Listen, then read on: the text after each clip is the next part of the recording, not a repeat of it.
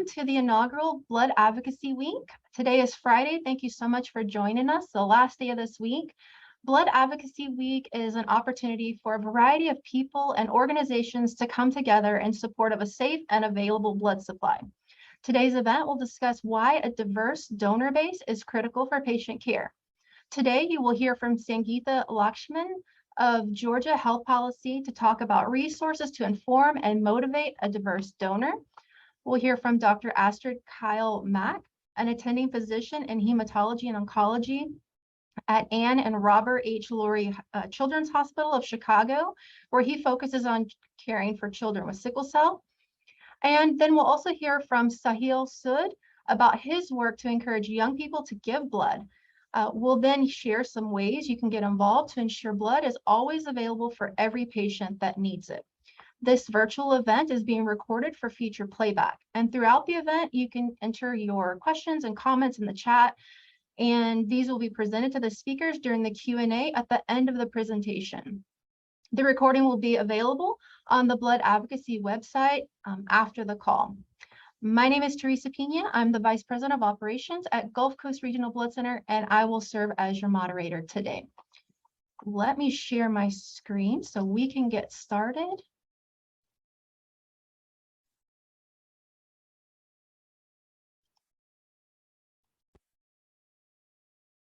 All right.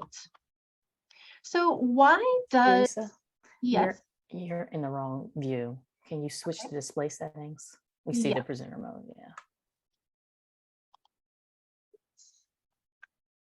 Did it switch good?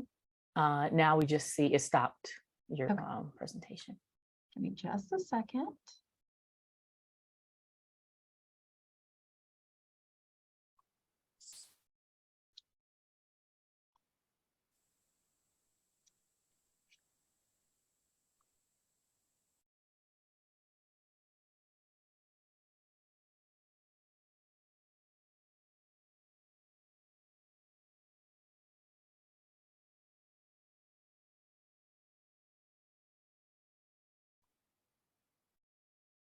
Okay, can you see it now? It's still in the presenter view. Okay. What about now? There we go. Perfect. Just a second to...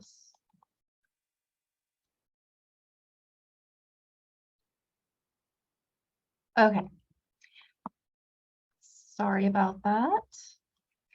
So why does ethnic diversity matter? Why is it important? Diversity isn't necessarily about wanting a blood supply to reflect the population. It's about making sure that every patient has the blood that they need when they need it. And then frequently transfused patients need blood that matches more closely than just blood type, because they have the antibodies that will attack blood with certain antigens. And these transfusion reactions can be dangerous for many patients. A closely matched unit is most likely to come from a donor that is closely matched to the patient in terms of racial and ethnic background. And a few statistics are, of all the whole blood and apheresis red blood cell donations, 19.5% come from racial or ethnic minority donors. But 1 in 3 African-American blood donors are a match for a sickle cell patient. But why is age diversity important? Diversity includes having donors from a broad range of ages, and nearly 60% of blood donations come from individuals over the age of 40, and nearly 45% come from individuals over the age of 50. What's concerning about that is even before the pandemic, we started to see a decline in young donor participation, notably about a 15.1% decline for donors between the ages of 19 and 24. And while many young donors are dedicated to serving through blood donations in their community, it's just not as common as it has been in past generations. And as our population is aging, we need young people to step up and replace the aging population of blood donors.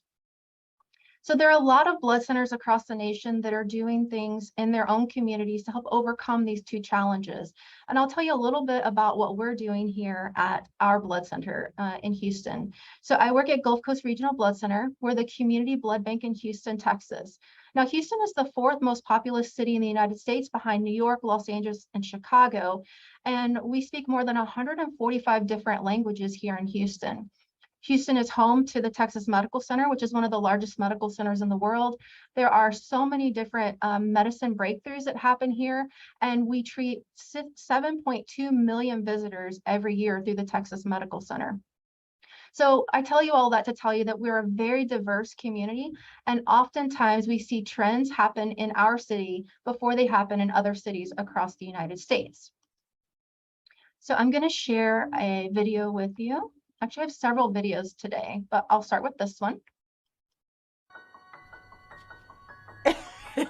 Can you say, and wave to it, go like this. How she went from not even being able to move her body to getting the blood transfusion and immediately to all of the sudden feeling so much better. It's people like me who really needed that, because it was to the point where it was just in a dangerous level. When I got sick last summer, I almost died, honestly. But being able to recover from that, I'm still here. So I am so appreciative. I would like to say thank you to all of my donors. I wish I could give all of y'all a hug and just tell you how grateful I am. Thank you, donors. Thank you for even donating blood in the first place. Gracias. Thank you. Thank you, thank you, thank you, thank you. So this is just a few of the faces and the people that we impact across our community each and every day. But we're looking at donor age trends in the Gulf Coast area. We're looking on the left side of this chart. These are donors as young as 16 years old all the way up to age 40. And what we're showing here is there's been a decline.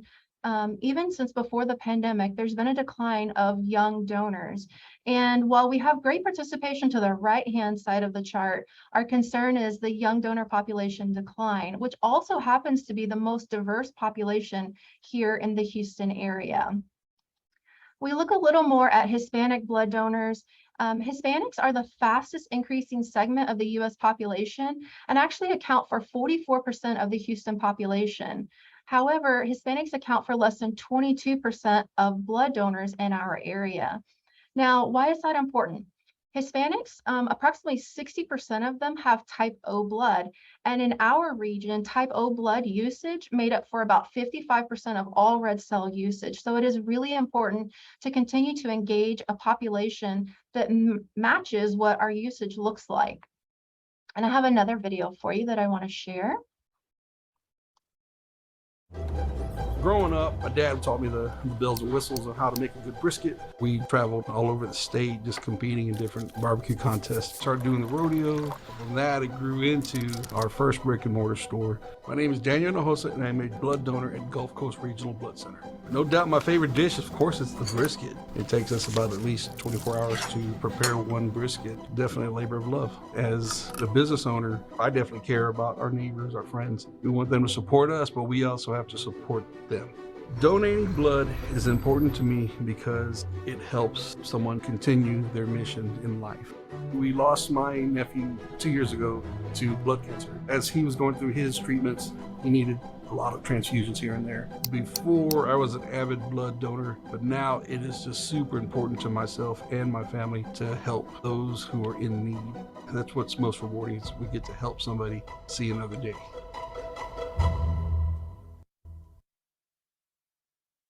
So our blood donors are everyday people that are trying to give back in their community. Now, when we transition to look at African American blood donors, African Americans account for 22.6% of the Houston population. They account for less than 6% of the local blood supply. So we're really working on trying to ensure that we have equitable healthcare for everyone that needs blood products. Oftentimes what we find is that we need to make sure that we increase the minority donor base so that we can treat the population. There's 22.6% of a population that has very special need. One of the challenges that we found with specifically the African American community in the Houston area through some of our focus groups is that they have a mistrust in the healthcare system, and blood donor centers are really part of that in their mind. We're part of healthcare. A lot of African Americans didn't grow up seeing their parents donate blood, so it's something that's very unfamiliar to them. And many African Americans don't know that sickle cell disease patients need their help. So we work really hard to make sure that we can help show and through videos how they can participate by donating blood to help other African Americans in their own community. And this is a great video that does just that. I'm 22 years old. I am a student at Houston Community College. Living with sickle cell is very hard and harsh. There are many effects of sickle cell, from pain to even in tough cases like organ failure. Sickle cell is a genetic blood disorder, so you get it from both parents. Either both have sickle cell trait, or one person has the trait and the other person has the disease, or two people have the disease. Being the only one with sickle cell in my family wore on me a lot when I was younger, because I did have the feeling of, why is it me?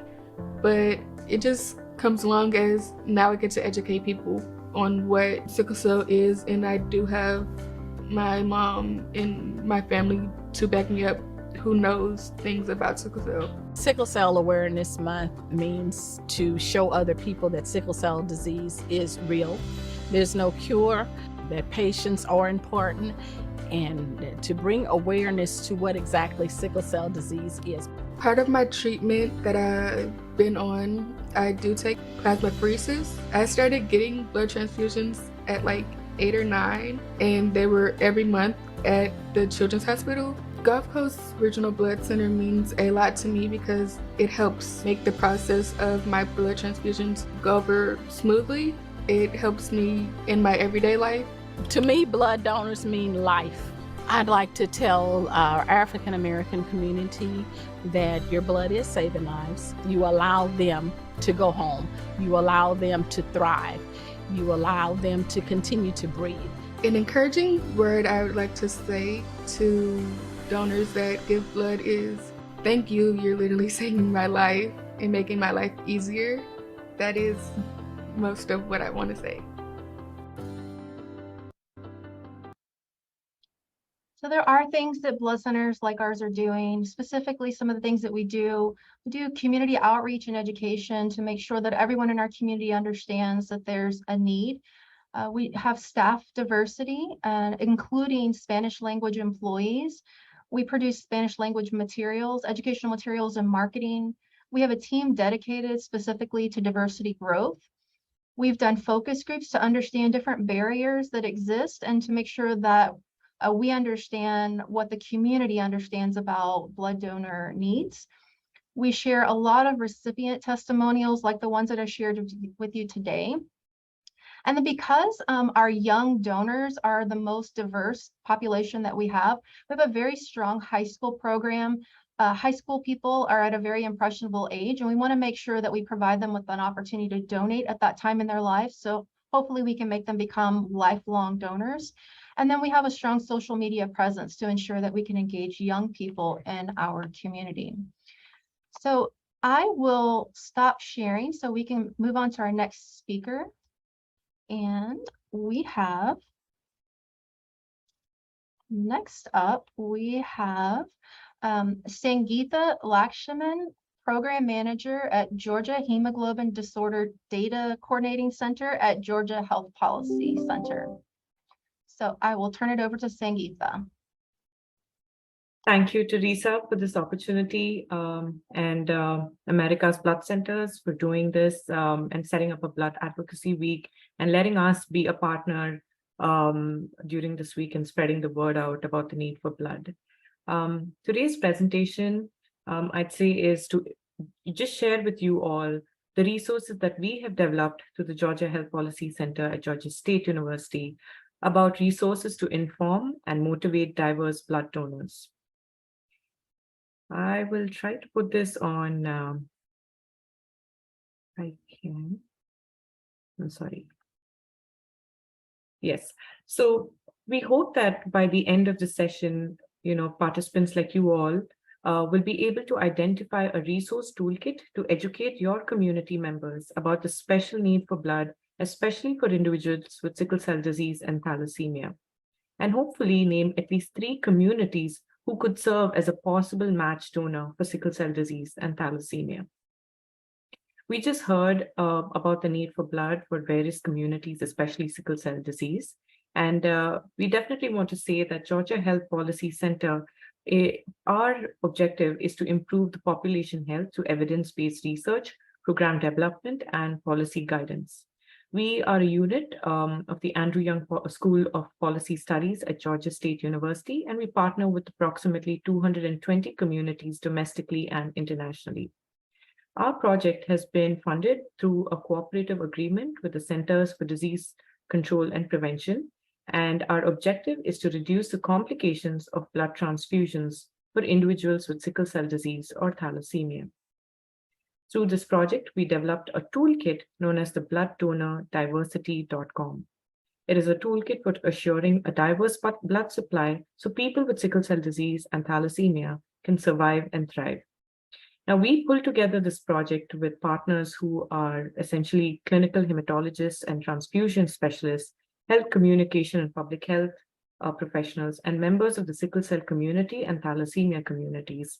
So we had the buy-in of all of these key stakeholders to pull together this toolkit. Our toolkit was previously known as mysleevesUp.com, but we relaunched and rebranded back in September 2022.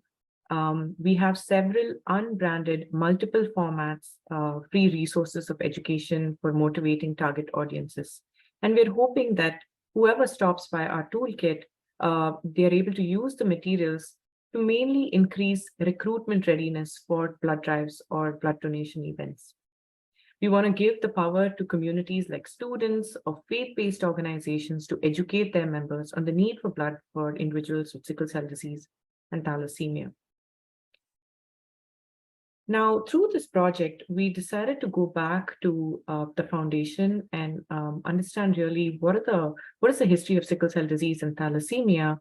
And through a literature review, we sort of got a landscape of the communities with the history of both these conditions. And as you can see on the map, sickle cell disease primarily affects those in the sub-Saharan, Mediterranean, Indian subcontinent outlined here.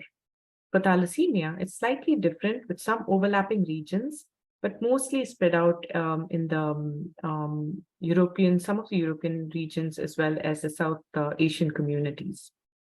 Having said this, we were quickly able to realize that individuals with sickle cell disease and thalassemia can really benefit from matched blood donors who shared similar ancestries with these countries outlined in this map here.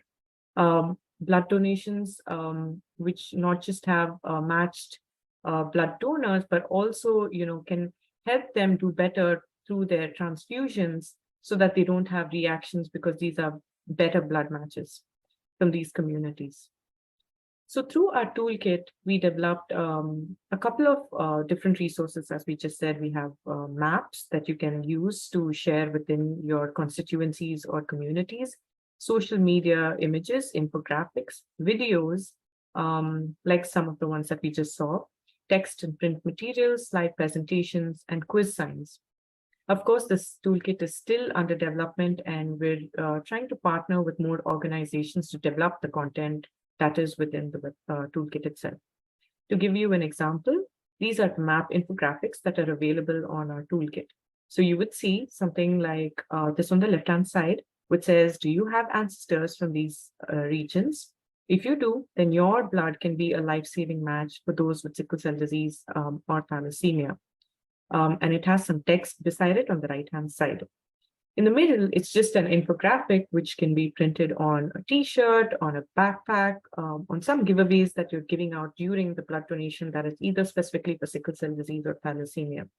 And then there's one infographic regarding communities which have a large thalassemia history. Our social media posts are very user-friendly. We have one for every month of the year. As you can see, January was National Blood Donor Month. We partnered again with ABC at that time to share our resources. We've been sharing our resources through CDC, through the NHLBI. These are simple and easy to use. And We also have educational and personal stories. For example, the story that you see on the right-hand side, Alicia's story, is actually a student at Georgia State University who we stumbled upon during one of the education sessions. And she said, you know what, I live with thalassemia and I'd like to contribute to this project and share my story on why I need blood transfusions to thrive, and hopefully be able to spread the word and get more folks or my peers to donate their blood. We have text and print materials about the need for African American blood donation. And we also have some slide presentations about sickle cell disease alone or thalassemia, and then talk a little bit more about what are these conditions, what is the need for blood, why do they need blood to thrive, and who can really be a good match donor for these individuals. We have a pre and post test questionnaire, which is very simple and easy to use in case you want to use it within your communities while educating them about sickle cell disease and thalassemia. We also have this fun run, walk, quiz science in case you're doing a 5K, or like a 1K walk, just to inform the community about the need for blood for these specific communities. So to talk a little bit about how we have used this. So once we developed the toolkit, we thought about, let's try to experiment and use this particular toolkit within the Georgia State University community, which is a very diverse student community in Georgia. And we had partnered with a graduate student and also a community blood center that has a special program for blood collections for sickle cell disease. And so we, through the graduate research assistant, we were able to educate students on the need for blood. We reached out to specific student organizations on campus, which could include your Asian American Association, your Indian Cultural Association, and so many of those, and share with them our presentations, the pre and post quiz, the social media posts that they can then use on their social media platform, and really collaborate with those student organizations on campus to join our initiative in promoting the need for blood and hosting a blood drive. So it is a more collaborative on-campus initiative that we tried to do. Of course, there are many challenges that we've experienced in doing that, but we feel that there is a lot of potential in universities, in students, especially in the health sciences field, who really come forward for experience, but also being able to contribute to this particular cause, especially for a diverse community like those within Georgia State. That brings me a little to the end of my presentation, but we have several unbranded multiple formats. So if you feel like these resources will be helpful for your blood drive or your community education session, please feel free to use them. You can put your own logos there, put a partnering organization logo there, any logos that you want to insert, and feel free to use them. This again is to only increase recruitment readiness by informing the community and then getting them ready to be able to come out and say, yes, today I will donate. I am encouraged to come out and donate for these specific individuals with sickle cell disease and thalassemia. And like I said, the student community is one, but we have several faith-based organizations who might be interested to do the similar kind of work. And we do have the toolkit for them to at least get started with this initiative. I'm hoping that, each of you all present today would stop by our toolkit and you all use the resources to support your own strategies that you all have to recruit and retain diverse blood donors. And of course, share the toolkit with others. And last but not the least, give us feedback on what you've seen through our toolkit. Thank you.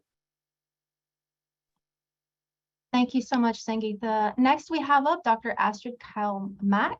Dr. Mack, remember, is a faculty member at the Northwestern University Feinberg School of Medicine and an attending physician in hematology and oncology at Ann and Robert Lurie Children's Hospital of Chicago. Dr. Mack, I'll turn it over to you. Great. Thanks so much. So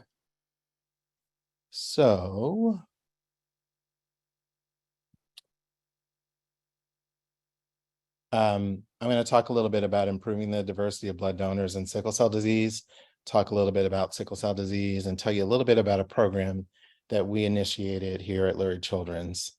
I have nothing to disclose, and I'll just remind folks of the basic pathophysiology of sickle cell disease. And so you can see here, this is an artery, this is a capillary, and this is the vein. And blood flows away from the heart via the arteries into the arterioles, into the capillaries, and then drains away from the organ in these post-capillary venules. And so you can see that patients who have normal red cells, they can be flexible and navigate these blood vessels fairly freely.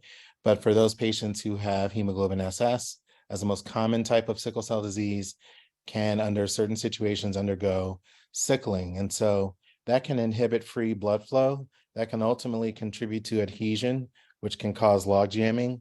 And then that further potentiates additional sickling of red blood cells and vaso-occlusion as a result.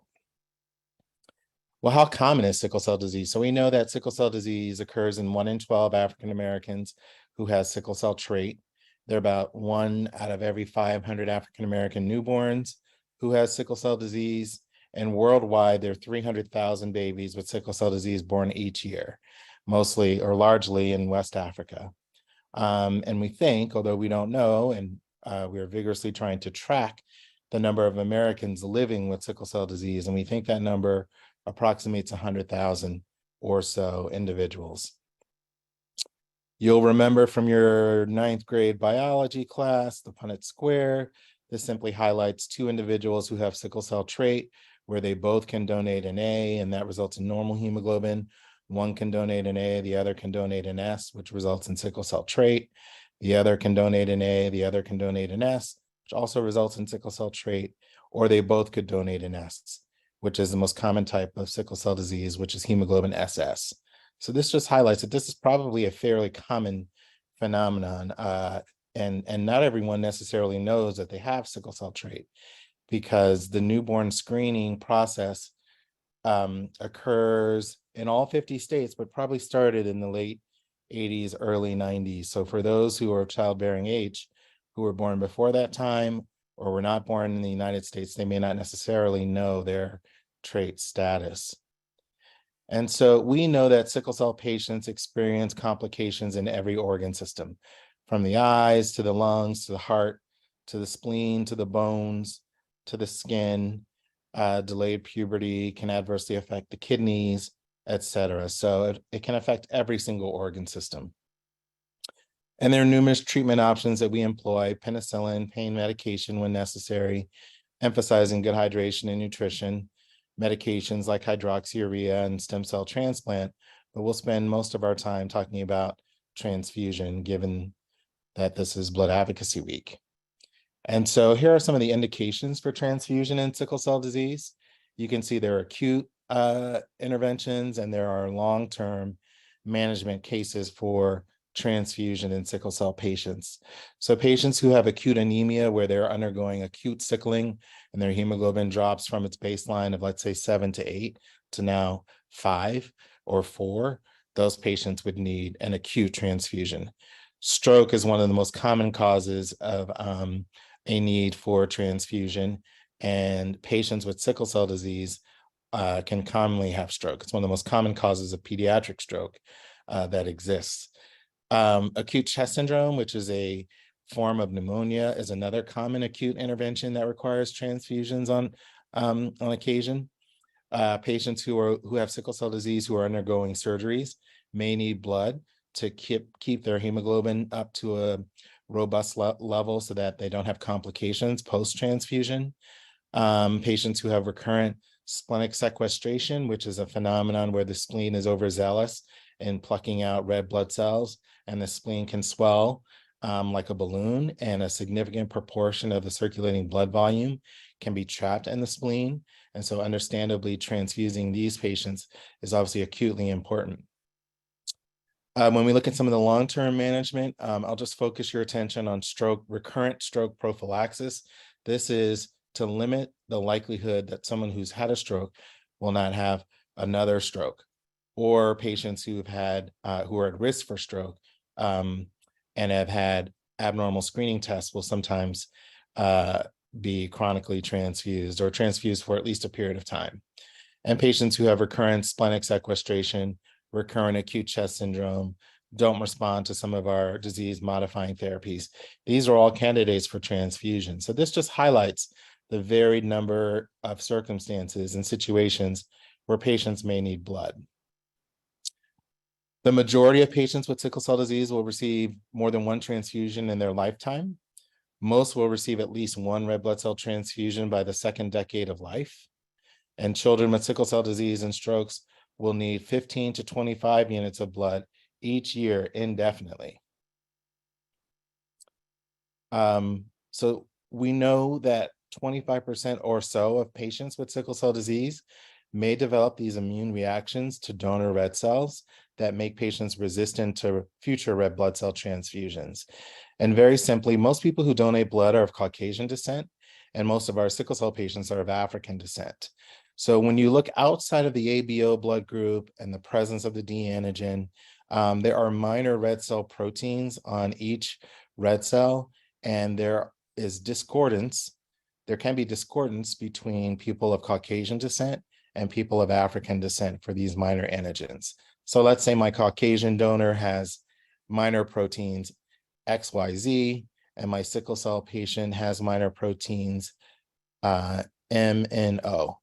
If my sickle cell patient is repeatedly getting blood from Caucasian donors with different minor antigens, they may make antibodies against those antigens, and that makes them resistant to those transfusions. And so that phenomenon is called alloimmunization, and that's why children with sickle cell disease need to receive the best antigen matched blood in order to avoid that problem. I've highlighted already that the special blood is needed for children with sickle cell disease. Children with sickle cell disease require many transfusions over a lifetime. We talked about the common occurrence of alloimmunization, or these immune reactions to donor cells. And so children with sickle cell disease really need to receive the best antigen matched blood to avoid this problem. And I have patients who literally have a severe phenotype of their sickle cell disease where they come in with pain. They may develop acute hemolysis where they're breaking down red blood cells. And it's really a challenge to find blood for them when they've already developed alloimmunization. And what I mean by really a challenge is we have to look all over the country in order to find a unit or two.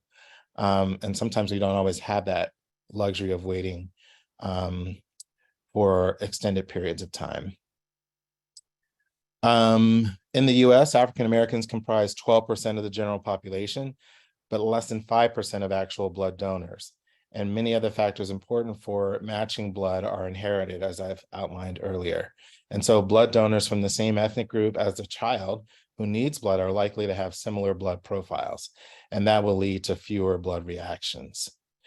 So we started our program called the Blue Tie Tag program, following what University of Pennsylvania did. And simply, we allow patients who partner with the Red Cross to donate blood to self-select for their ethnicity.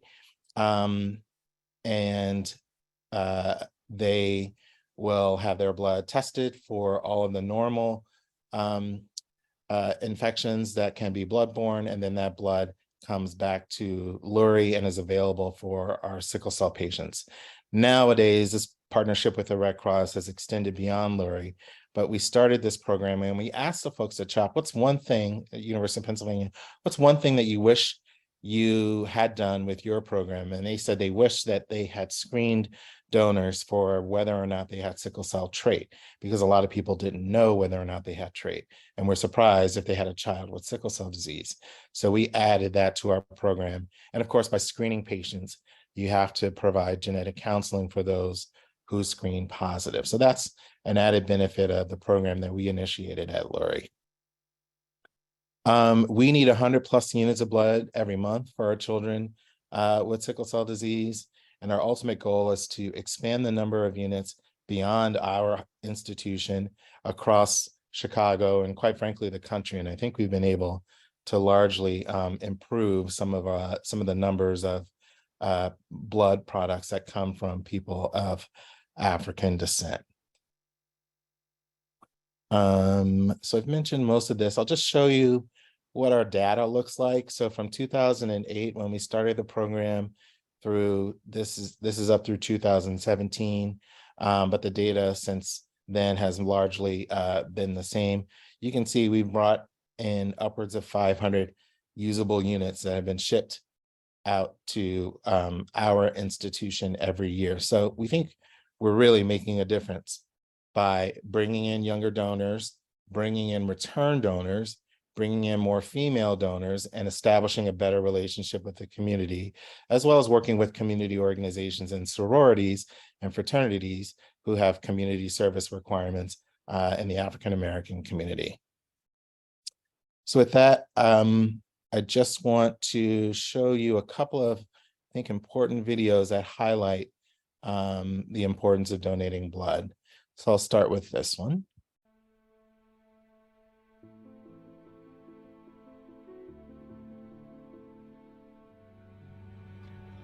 Most people, their red blood cells last 26 days, but mine, they barely even last a few hours.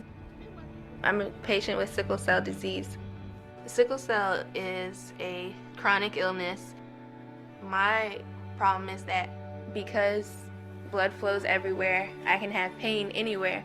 I never know when the pain will come or how long it will last. When I am in a pain crisis, the best way I can describe it is sometimes it'll feel like I have a stack of textbooks sitting on my bones, and the pressure, there's not much you can do for it. Sickle cell disease occurs predominantly in individuals of African descent. 8 to 10% of African Americans carry the gene.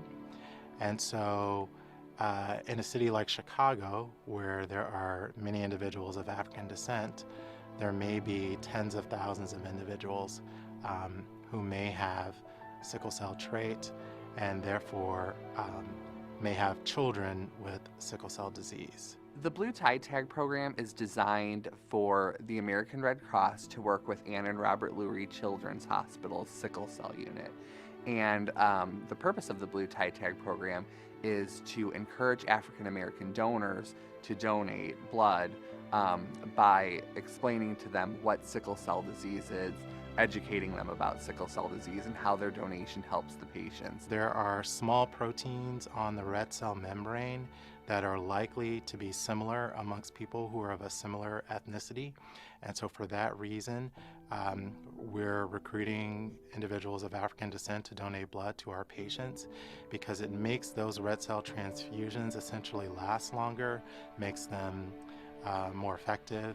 So we started the Cooperative Sickle Cell Donor Program as a partnership with the American Red Cross to increase the awareness amongst African Americans in the community about the importance of donating blood. When that donor presents, they donate their blood product and it gets tagged with the blue tie tag. And that lets the Red Cross staff know that this unit is earmarked for a child with sickle cell disease. The quality of life that I receive from their donations is so great. The ability to be 20 and go and come as I feel, I love it. Every time I get the blood donations, like I say to myself, like, thank you, like whoever you are, thank you so much, because it helps me and I feel great. One of the points that we're trying to make in this program is to let members of the community know that they can be an African American hero for children with sickle cell disease.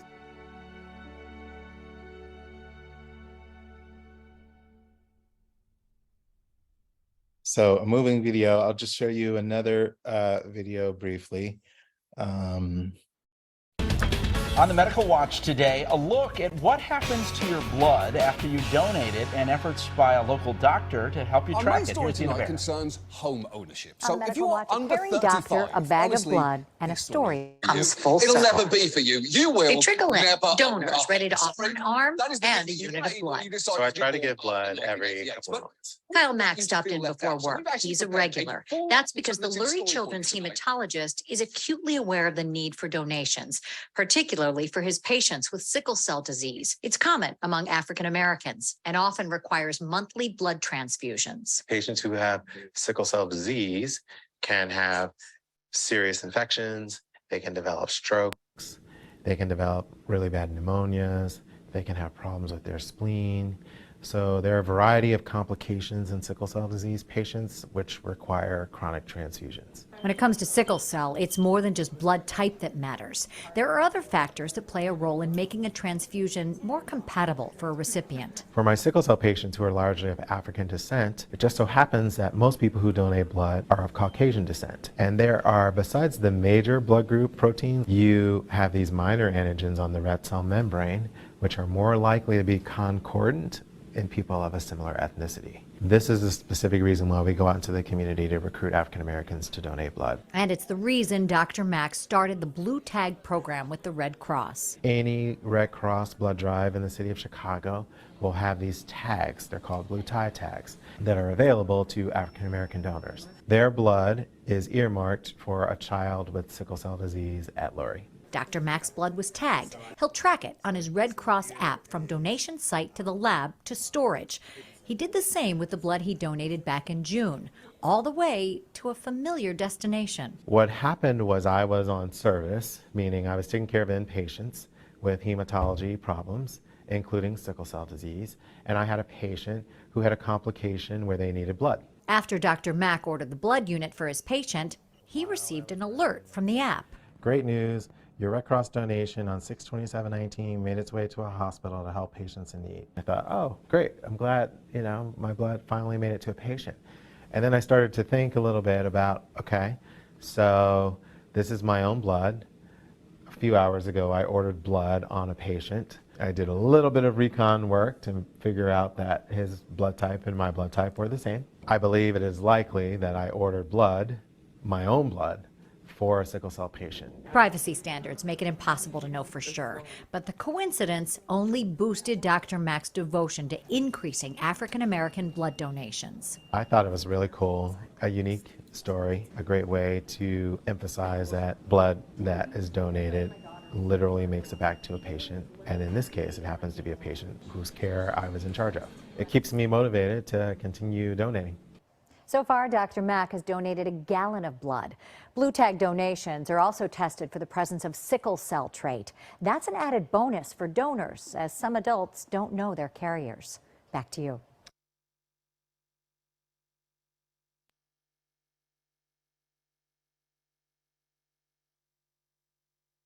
Lindsey Graham. Awesome. So I'll just finish by saying that, let's see, what can you do to actually help? So you can sponsor a targeted blood drive. You can encourage family and friends to become regular blood donors. You can ask large local employers or civic groups to schedule donor drives and roll up your own sleeve and give. And so children with sickle cell disease regularly need blood. Blood from other African Americans is likely to cause fewer serious reactions. So that's why there's a need for more diversity, particularly for sickle cell patients, and that helps support our patients with sickle cell disease. And I want to emphasize that community partnerships are really an important linkage to increasing awareness and participation. So with that, I thank you for your time. Sorry about the YouTube continuations, but hopefully the points from the video resonated with folks. And so I will pass it back to Teresa, who I think is going to present, let us know about what Sahil is going to present. Thanks Yes, so much. thank you so much, Dr. Mack. Next up, we have Sahil Sood. Sahil is a rising freshman at Harvard University who currently serves as the Eastern Region Vice President of HOSA, Future Health Professionals. They are the largest career technical organization for future health professionals. So Sahil, we'll turn it over to you. Awesome. Let me go ahead and share my screen. All right. So today I want to discuss how, with regards to blood donations, it's imperative to tap into a new market, or not necessarily a market, but a new pool of people that are eager and willing to donate blood. It's just a matter of providing the opportunities for them. And that is younger donors. So to that end, I am part of a future health professional organization called HOSA. It's a student-led career technical organization that aims to provide students with access to health education and the health sciences. And we expose our students to a myriad of opportunities in the realm of healthcare, with one of them being blood drives, of course. So lots of HOSA members and HOSA chapters, myself included, have hosted blood drives across the country. And I've compiled some of my own experiences, as well as experiences from HOSA more broadly, to discuss the relevance of blood drives and how we can essentially tailor our marketing and tailor the ability to capture donors from the younger population in order to ensure better outcomes in the blood that we're able to receive.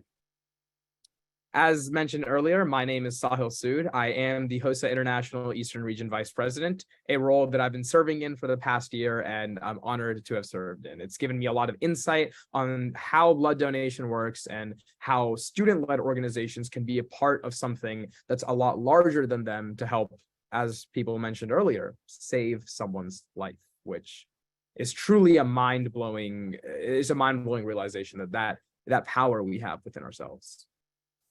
So first, I wanted to discuss some of my personal experiences with blood drives. And I've shown a few pictures of a blood drive that I hosted with my local chapter at my high school, essentially. There's a few things that I kind of want to discuss that I think are really relevant when discussing blood drives, especially when tailored to younger populations. The first, as I kind of briefly touched on earlier, is marketing. Younger students are a lot more willing to donate blood. It's just a matter of giving them the opportunity and allowing them to see that there is an availability to donate blood. For a lot of these students, I mean, it's a way that they're able to help other people, and they don't have to face some of the health complications that may come with donating blood, such as lightheadedness or dizziness. They face that to a much less extent because of their younger age. This adolescent age of being teenage to your early 20s is the optimal age for people to donate blood in that regard, because they're very physically fit. And so finding ways to tailor your blood drive population and the audience that you're trying to gain for your blood drive to these younger populations is very, very critical. So one of the strategies that we employed in our local chapter, as you can see in that bottom left image, is a walking blood drop. It was just an engaging way at our school. Every day during our 5th and 6th period lunch periods, we would have someone, a volunteer that was helping organize the blood drive, put on this costume essentially for a blood drop, and they would walk around holding a sign and holding a clipboard that would allow students to sign up for donation of the blood drive. And through that clipboard, I mean, we were constantly running out of sheets of paper on that clipboard. We continuously needed more and more because so many people were signing up. It was an eye-grabbing way to capture their attention. It was a way to engage them, to hook them, and then to deliver what the premise of what we're offering is, essentially a blood drive.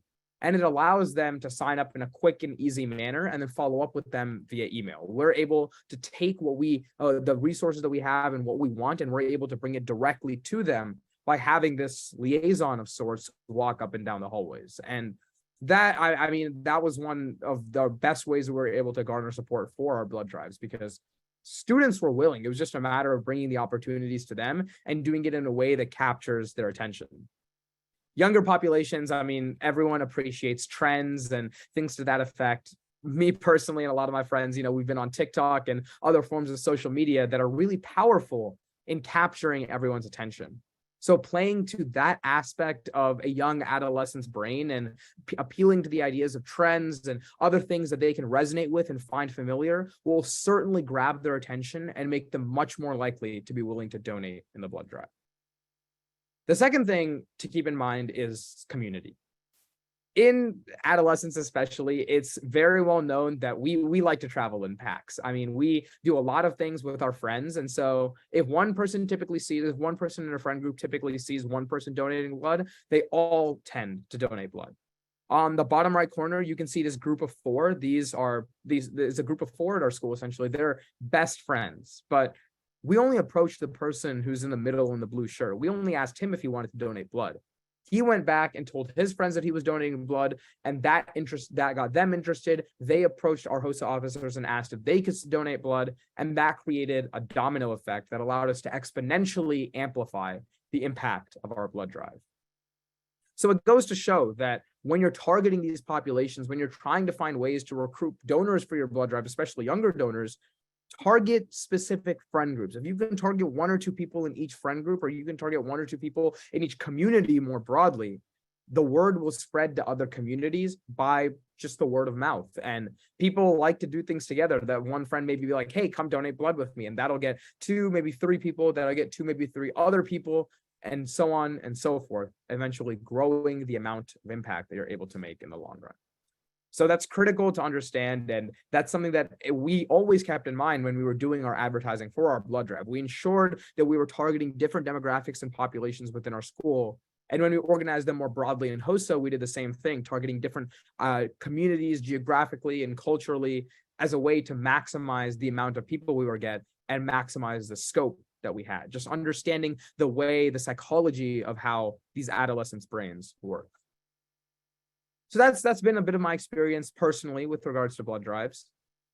Now, more broadly, HOSA as an organization has about 285,000 members across the world. And these members, they're all very enthusiastic about trying to promote the health sciences and immerse themselves in the sphere of healthcare, which is why HOSA has taken a lot of steps to increase the amount of opportunities it has available for blood drives broadly. One of the most recent ones is with regard to the new competitive event that we have. HOSA, one of the biggest programs that it offers, are 56 health-oriented competitive events that essentially allow students to compete and achieve recognition on the international level while still having a chance to learn more about a specific niche within healthcare. One of the recent events that we've begun offering is the ABC and HOSA blood drive. Essentially, it allows HOSA members to connect with blood centers that are in their community and conduct successful blood drives as a result. And then we, as an organization, provide them with recognition for hosting these blood drives and for donating some of the blood to ABC, which has increased the amount of blood volume that HOSA has been able to provide by significant volumes. This is another critical structure. We're working through existing structures and existing infrastructure, i.e. the local blood centers, and using them as a proxy for these youth populations and for HOSA chapters across the country to host blood drives. So that overcomes a lot of the resource shortages that are faced by HOSA chapters and by students in rural areas, because they can communicate with blood drive and blood supply centers that have those resources available. And then they're able to go through HOSA and receive recognition and provide them with an incentive structure as to raise more and more blood. So all in all, it creates a win-win situation, and one that we're certainly thankful to have. It's been a partnership that's been really, really gratifying.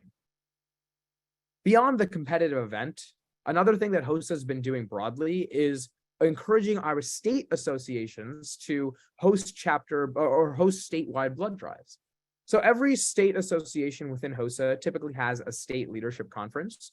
And in recent years at the state leadership conference, the staff of that state staff for HOSA has begun hosting blood drives for students across the state. And as I mentioned earlier, they are sure to tailor their advertising, their marketing towards specific communities and populations, because, I mean, you're attracting members all across the state to this one central location. So they target specific people in specific communities. That leads to that domino effect, and they're able to get a lot of people donating blood just at the conference themselves. And it's an ease of convenience kind of thing. There's a lot of students at the conference. There's a blood drive at the conference. They don't have to go too far out of their way to donate the blood. And that really ensures that younger donors have that chance. And it's all because of the network that HOSA has created as a way for youth health professionals to come together, to unite, and to essentially help progress the future of medicine. And I think that that is extremely, extremely critical. So beyond just HOSA's state conferences, HOSA at an international level, where I'm thankful to serve, has also begun hosting international blood drives. At our past International Leadership Conference, we hosted a blood drive that, and of course, we had students come from across the world, and we employed the same tactics where we were targeting specific people in specific communities. But we raised enough blood for almost 5,600 units just at that International Leadership Conference that was last year in Nashville. This year, from June 23rd to 27th, we are hosting our International Leadership Conference in Dallas, Texas. And we hope to increase the amount of yield that we had from the International Leadership Conference blood drive last year at this year's conference. Even outside of the conference, we still host events across the school year at an international level as a way to continue to incentivize members to participate. And from HOSA International sanctioned events from August to December of 2022, we raised 2,300 units of blood. All in all, this organization, I mean, it's really a community of health professionals to come together, to unite, and to find ways to, continue uplifting their voice in this realm of healthcare. And one of the ways that we're able to achieve that is through blood drives, and is through the techniques that we've employed to ensure that younger donors feel as if they want to donate, they feel incentivized to donate, and they feel as if they're part of a larger community when donating.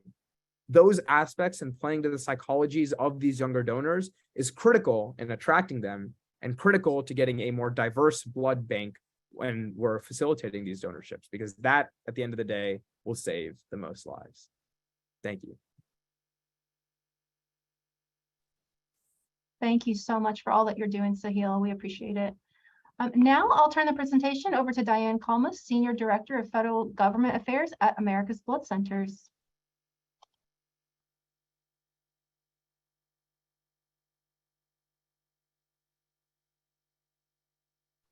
Thank you so much, Teresa.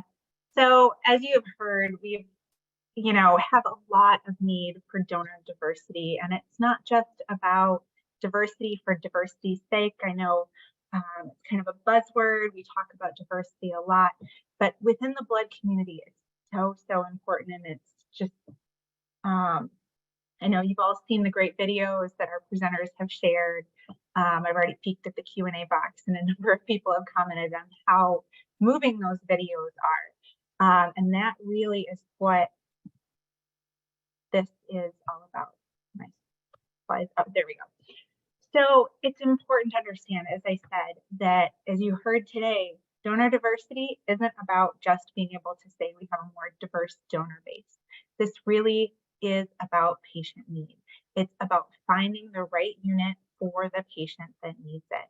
So again, those specific diseases, thalassemia, sickle cell, we've talked a lot about, but really any frequently transfused patient can need these more closely matched unit.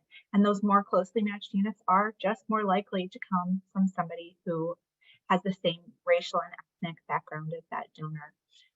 One really important thing to remember, though, is not every donor that shares that racial and ethnic background is going to be a match. And so it's really a challenge for blood centers to be able to take on that additional cost of that additional testing to make sure that they're finding the units, but understanding that for each unit that they do find, there's a lot of units that they found didn't match what they were looking for.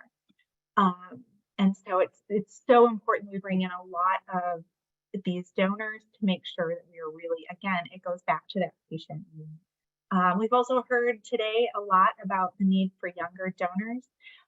This really is about the future of the blood supply. As Teresa mentioned, nearly 60% of donors are over 40. And even before COVID, we were seeing donations amongst younger cohorts going down. So as she pointed out, those between 19 and 24, we've seen a reduction of over 15%. And that was before COVID. So that was between 2017 and 2019. And during COVID, we've seen a lot of high schools. Sahil showed a lot of great pictures from the blood drives that he ran at his high school. A lot of those weren't able to happen when we had students that were in school remotely. And even if some of the schools have come back, they didn't bring back their blood drives right away. And so a lot of those students just didn't get that first opportunity to donate blood and to really hear how important that donation is. So we are working with Congress. We are reaching out about the need for some targeted funding to not only bring in those donors, but also to pay for that expensive testing that blood centers aren't able to recoup that cost, particularly for those units that end up not being those closely antigen matched units for the patients that need them. And so we're really working with Congress, and you can reach out to Congress. I'll tell you about that in a second. We really need you. So the blood centers went to the Hill this week and shared the need for this, but we need you outside of just the blood center community to really reach out to Congress and explain the need for these donor units. The blood centers can't do this work alone, and that's why we're so excited with how many people have partnered with Blood Advocacy Week for this week. And it's so important, the role that you can play. So what is it that you can do right now? Really simple steps. So the first thing is you can support our advocacy. It is really simple to do. You can go on bloodadvocacyweek.org, and when you click on today's presentation, it will say learn more. And there is a software program right in there. And I know Jeff has linked this in the chat box. There is a software program right there that makes it so easy to reach out to your member of Congress. You just have to share your address, and there's a pre-populated letter and the opportunity to then make any changes you want to make to that letter, add your personal story that you can share, and that will automatically send to the right members of Congress. That's all you have to do. It just takes a moment. It's very simple, but it makes such a difference for these members of Congress to see more and more people saying this really is a priority for them. So that's so important. The next one is you can be a social advocate. So we have a number of graphics available, again, on that bloodadvocacyweek.org website. You can share those. Certainly, pictures are always fantastic. If you're a blood donor or if you're a patient and want to share your story, those can be so powerful on social media. Share them, tag ABC and Blood Advocacy, and we're happy to help amplify that message and share that as well. The final thing is if you're a part of an association or a larger organization groups, and so you don't want to send an individual letter, please do still send that individual letter. But we are going to be doing some sign-on letters that we'll be getting out to those of you who have joined, particularly those who joined as partners. And we're going to be sending those out in the next couple of weeks so we can get groups voicing their support as well. So there are so many things. There are very easy things to do to share with the Hill on social media to raise awareness of this issue, because it's so important to make sure that we always have the blood that every patient. This is, again, our last day of Blood Advocacy Week, but you can go back onto the bloodadvocacyweek.org website and you can see all of the virtual events will be posted there. Give us a little bit of time to get this one posted, but they will be posted there, as well as all the topics from the week. There's information there for each of the days and all of the issues, as well as those graphics that can be shared on social media, as well as that ability to reach out to the Hill. So we've really tried to make it easy for you to get engaged. We appreciate you participating in this call today and look forward to working with you in the future. So I will turn it back over to Teresa. All right, Diane, do we want to go ahead and move into the Q&A? Absolutely. So we actually have a very active chat today in the Q&A box. So the first thing, as I mentioned, is the number of people that have in the Q&A boxes just shared a comment about how moving the videos were and thanking our speakers for sharing those videos. So I again want to just echo how important that sharing of the stories are. The first question I have for you is for you, Teresa. You mentioned that you have a dedicated team to donor diversity and recruitment. How have you been able to really recruit a diverse team? And what kind of obstacles have you encountered in building relationships with diverse communities? And do you have any tips for those who are reaching out to all sorts of communities and how to get the message out? Absolutely. Great question. So we first started off with building an internal team within the organization, and we reached out to different people across our organization, not necessarily in our recruitment department or collections department. We really wanted to get kind of some insight from people in all the different departments within the organization. And so we got that team together, and that team really works to come up with different ideas that we could then push out into the community, get out and do, whether it's like public speaking events or go to different festivals or things like that. More recently, we onboarded a diversity recruiter, and she works in our recruitment department. And one of the things that she does is she ensures that she's going to all of the big events and building relationships with people that are kind of movers and shakers in the community. Specifically, the ones that I'm talking about right now are in the African American community, where she's making contacts with influential people. And so that's fairly new for us. I would say some of the challenges are, one, making sure that people in our community are aware of who we are, and making sure that they give us that opportunity to share why it's important. Because like I mentioned earlier, a lot of people don't understand how important it is to have an adequate blood supply in the community. And so it's that basic messaging that we have to start with, and that education. So I'd say that's the biggest challenge, is making sure that people understand the need that we have. Hope that answers the question. Thanks so much, Teresa. Sahil, the next question is for you. You talked a lot about how ready young people are to donate. Did you come up with any or run into any challenges in getting students involved in donations? And how were you able to overcome any of those?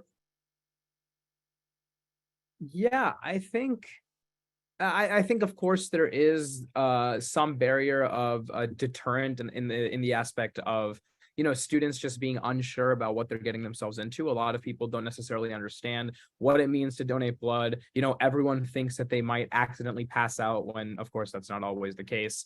So I think the biggest issue that we likely faced was misinformation, just regarding, or just a lack of clarity as to what these people were getting themselves into, because it was kind of their first exposure ever to donating blood or to a blood drive. So just proper educational campaigns. When we were doing kind of the organization that we had, like when we were doing the campaigning that we did as a way to kind of garner more young people to sign up, we would ensure that we would inform them and kind of educate them on what the risks are, what the actual risks are, not the, you know, hypothetical myths that may be circulating, as well as kind of what it actually entails as a way to ensure that they feel empowered and kind of comfortable with making that choice. So I think just overcoming that educational barrier at times may be a challenge, but if you're able to ensure that you have adequate educational educational initiatives in place, and ones that are allow young students to essentially access the knowledge that they would need in order to make that decision, I think that overcomes one of the biggest hurdles to young students signing up. And then you kind of tap into that area of them that's like, of course I want to help someone. If it's not that risky to me and I have that opportunity, I'd like to help someone. So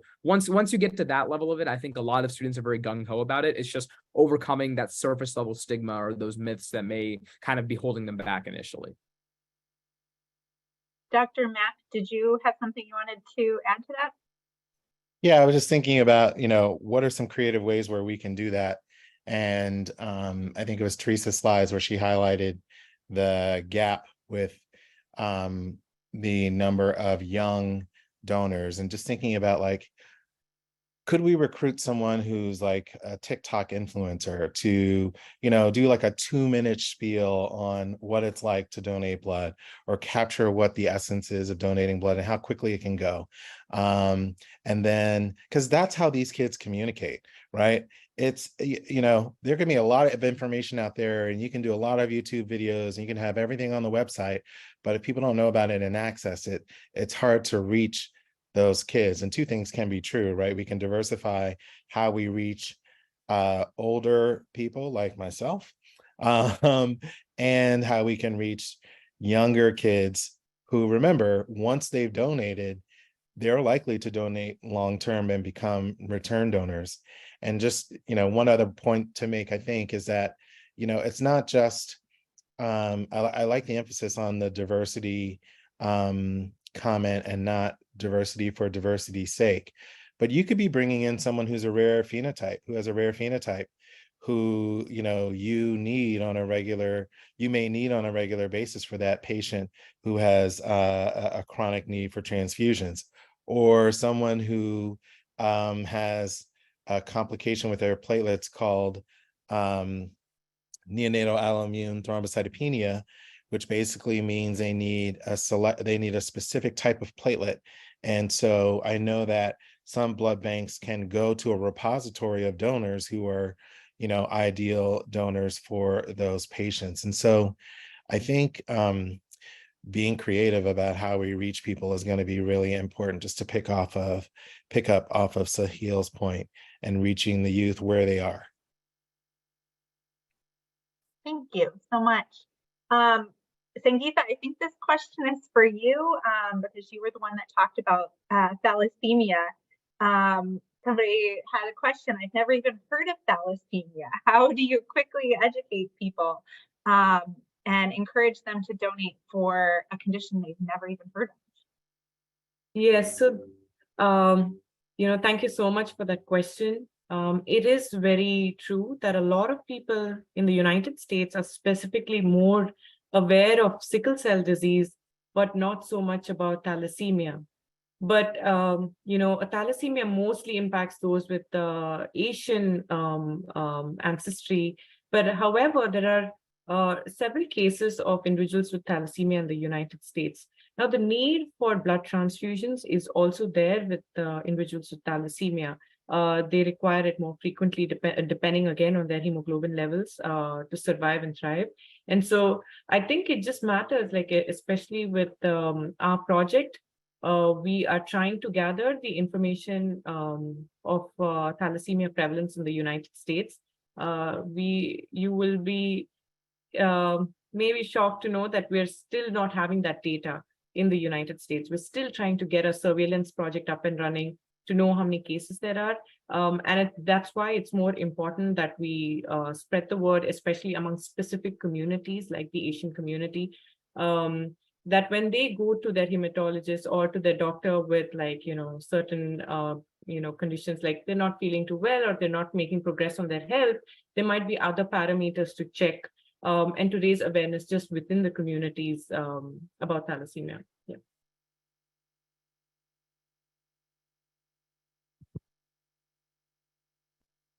Thank you so much. And I will point out, somebody shared in the Q&A box, if you want to learn more about thalassemia, you can go to www.cooleysanemia.org, and I can share that in the chat as well, so you have that web address.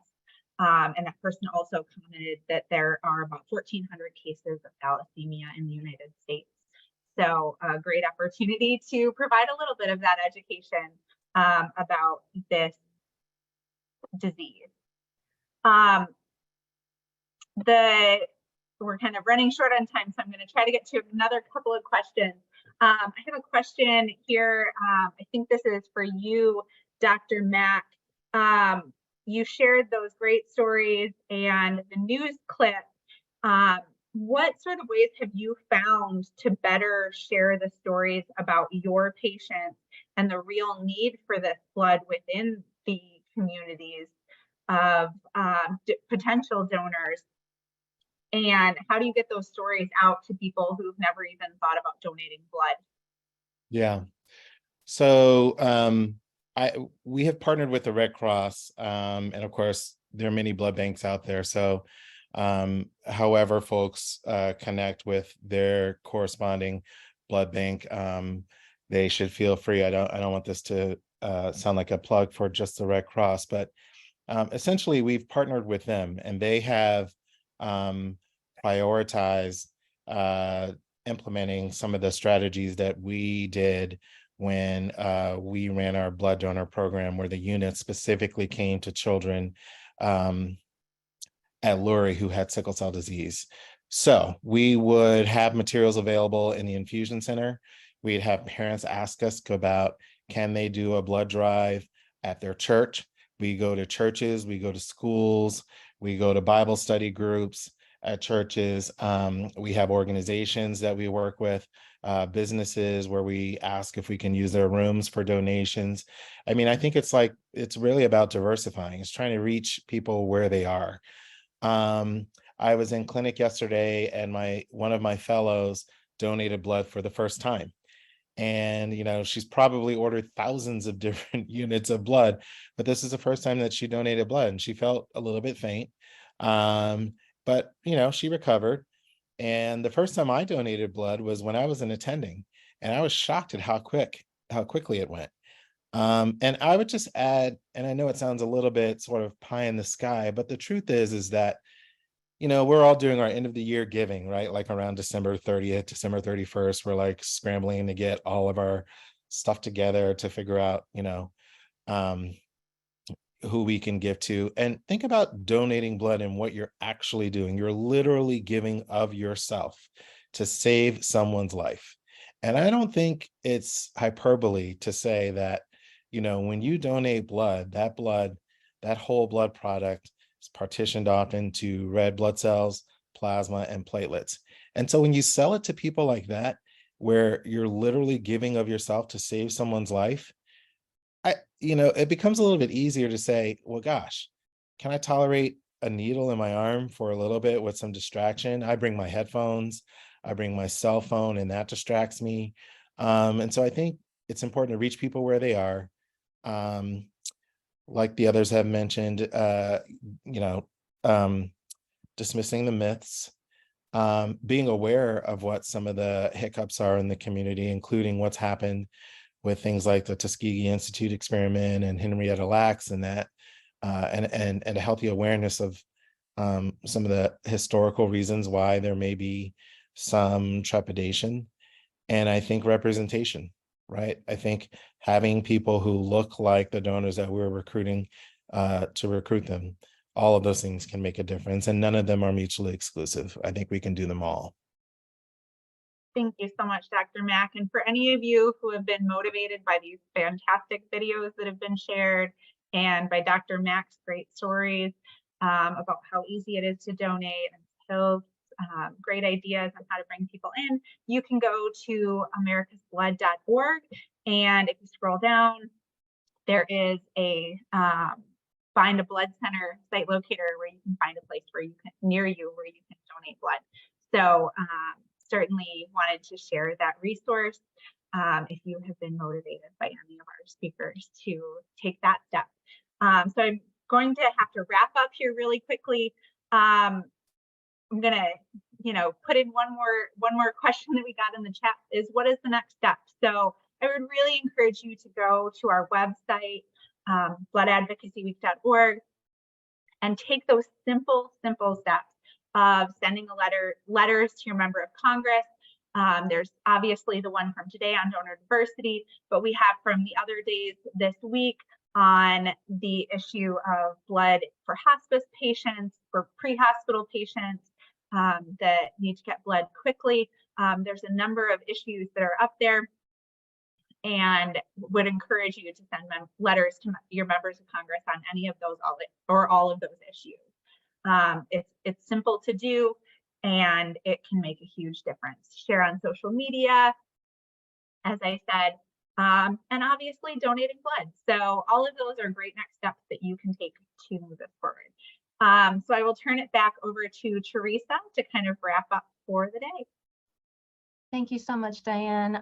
And if you haven't looked at the chat, there are quite a few links in there if you feel like your questions weren't answered. But want to wrap up today and just thank everyone for your participation in our virtual event today. And if you attended any earlier on in the week, make sure that you can reach out to your members of Congress to let them know about the importance of ensuring a diverse donor base. You guys have the link for that. If you have any questions about Blood Advocacy Week or advocacy actions, Jeff has also dropped his contact information in the chat. And we thank you for participating, and we look forward to working with you in the future. Thank you all. Have a good weekend. Bye-bye.